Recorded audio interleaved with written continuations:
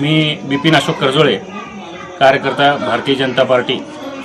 आपल्या कुंभारी जिल्हा परिषद व पंचायत समिती मतदारसंघात निवडणुका लागलेल्या आहेत। आपले पंचायत समितीचे उमेदवार आहेत सूरजदादा पाटील आणि जिल्हा परिषदचे उमेदवार आहेत श्रुती भोरगुंडे आणि तसेच धोत्री पंचायत समिती गणाचे उमेदवार आहेत महेश बिराजदार यांचे घरचे असे शिल्पा बिराजदार। या तिघांसाठी आपण इथं प्रचाराचं मोहीम घेतलेल्या आहे। हाती दोन्ही एक उमेदवार व एक उमेदवाराचे भाऊ माझ्यासोबत आहेत।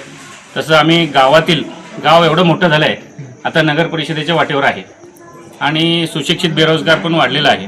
त्यानिमित्तानं आत्ताच मध्येच फडणवीस साहेब येऊन डिक्लेअर केले की IT पार्क करतो, तो एक विषय महत्त्वाचा आहे। तसंच विमानतळ पण चालू झालेलं आहे आणि आमच्या गावाला अटॅच असल्यामुळं आम्हाला त्याचे फायदे होतीलच आणि रेनगरसुद्धा खूप मोठ्या प्रमाणात वाढलेला आहे।